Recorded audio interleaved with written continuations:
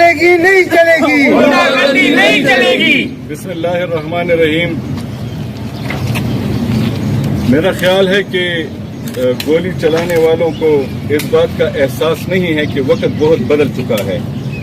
وہ فیصلے جو آپ کرتے تھے اور نہیں ہو سکتا تھا، چاہے وہ دہشت گرد ہو یا جو بھی ہو، آپ پوری طرح آزاد تھے کسی کو مارنے میں، اس کو خاموش کرانے میں، لیکن میرا خیال ہے کہ اب وقت بہت بدل چکا ہے۔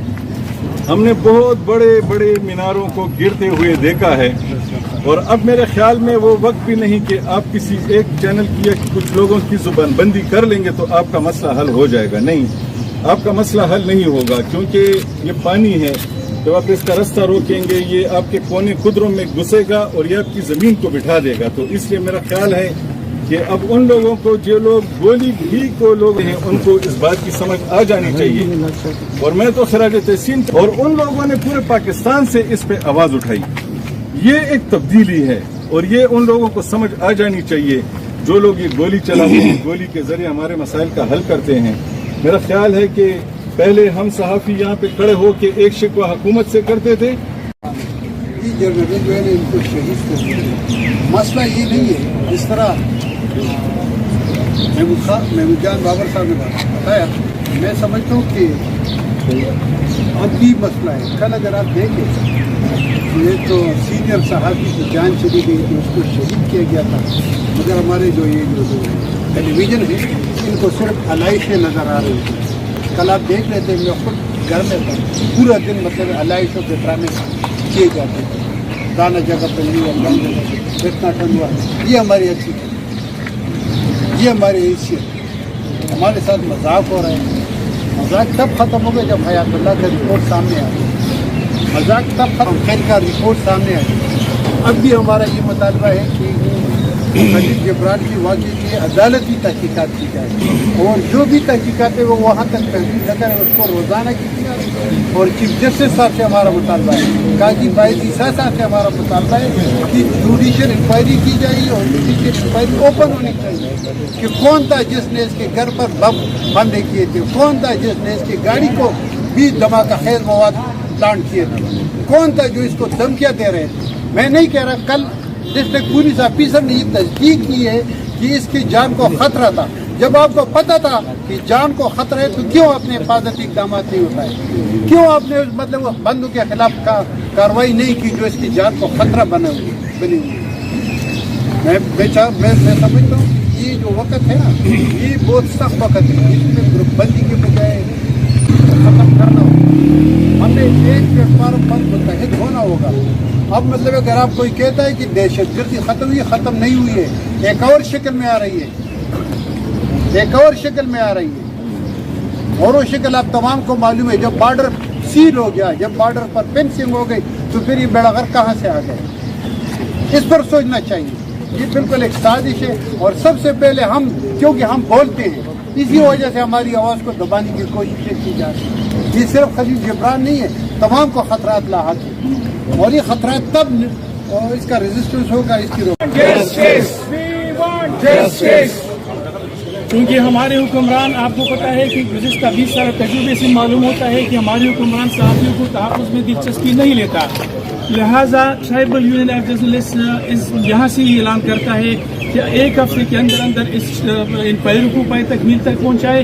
ہمیں کسی کی لاش نہیں چاہیے، ہمیں مجرمان کو گرفتار کر کے عدالت میں پیش ہونا چاہیے، ہمیں گرفتار ملزمان چاہیے۔ اگر ایسا نہ ہوا تو ٹرائبل یونین آف جرنلسٹ اعلان کرتا ہے کہ وہ آئندہ ہفتہ جو ہے وزیر اعلیٰ ہاؤس اور گورنر ہاؤس کے سامنے احتجاجی کیمپ لگائیں گے۔ شکریہ، بہت شکریہ جزاک اللہ جی۔ آپ دیکھ رہے ہیں پورے ملک میں آج احتجاج ہو رہے ہیں، اور یہ ہماری ڈیمانڈ ہے، اور یہ ہم نے افسوسناک بات کی کہ اس کو کئی دفعہ تھریٹ ملا تھا، اور اس کے باوجود حکومت کے ذمہ داروں نے اس کے تحفظ نہیں کر سکے۔ ہمارا یہی مطالبہ ہے کہ اس کی جوڈیشل انکوائری ہو، ورنہ یہاں پہ ہم نے یہ اعلان کرتے ہیں کہ یہ احتجاج اس وقت تک جاری رہے گا جب تک ہمارے قاتل گرفتار نہیں ہوتے اور مجرمان کو سزا نہیں دی جاتی۔ صحافیوں کو ہم نہیں مانتے ظلم کے ضابطے، ہم نہیں مانتے ظلم کے ضابطے۔ یہاں پہ جس طرح آپ ٹائم دے رہے ہیں، ایک ہفتے بعد ہم مل کر ایک لاہے مل کر کریں گے، اور یہ احتجاج اس وقت تک جاری رہے گا. ہم دوبارہ کہتے ہیں جب تک ہمارے مطالبات پورے نہیں کیے جاتے. بہت شکریہ. زندہ ہے صحافی زندہ ہے, زندہ ہے صحافی زندہ ہے, کوڑے بھی کھا کے زندہ ہے, کوڑے بھی کھا کے زندہ ہے, جیلوں میں جا کے زندہ ہے, ماؤں کی دعاؤں سے زندہ ہے, بہنوں کی دعا سے زندہ ہے, سول نے دیکھا زندہ ہے, ورکی نے دیکھا زندہ ہے, ایوب نے دیکھا زندہ ہے, نواز نے دیکھا زندہ ہے, مشرف نے دیکھا زندہ ہے, اب تم بھی دیکھو زندہ ہے, نیازی نے دیکھا زندہ ہے, نواز نے دیکھا زندہ ہے, شہباز نے دیکھا زندہ ہے, حافظ تم بھی دیکھو زندہ ہے, زندہ ہے صحافی زندہ ہے. او دا پہلے بداس کېده چې مختلف ډسټرکټ کې به صحافي قتل شو نو د هغې خلاف به صرف مذمتي بیانونه جاري کېده.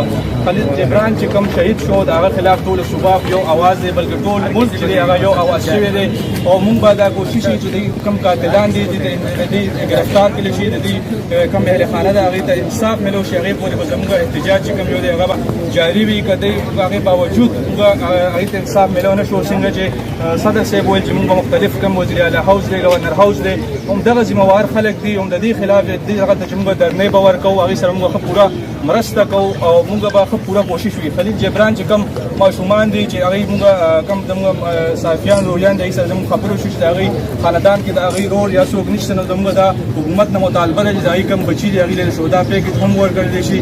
خلیل جبران چې کوم یو دی هغه د هغې د وجې یو ډېره زیاته په خیبر کې بلکې په صوبه کې یو ډېره زیاته خلا چې کوم یو دی هغه د هغې کمی ده ځکه چې خلیل جبران هغه کس و زما خو سره صرف یو ځل ملاقات شوی و هغه هغې سره زما ملاقات وشوی ما سره تللو بارډر ته د هغې چې ما رپورټینګ وکړو د هغې چې ما هغه ویژن وکړو نو واقعي چې هغې کوم د حق اواز و هغې همیشه دپاره هغې اوچت کړی و نو همدغه وجه ده چې د حق اواز څوک اوچتوي هغه لارې نه خوارګي کوشش کېږي او صحافي چې کوم یو دی هغه کله هم نه وي هغه همیشه دپاره ژوندی وي او مونږ چې کوم یو دی که هر ساله دې کوششونه وکړي دغه وکړي زموږ صحافیانو کوم د حق اواز دی هغه مونږ دبا وکړو خو زموږ اواز د صحافي اواز کله هم نه دباوېږي او مونږ باید هغې دپاره حق دپاره د هغې قاتلانو ګرفتار دپاره بھرپور اواز همیشه دپاره اوچته وکړو.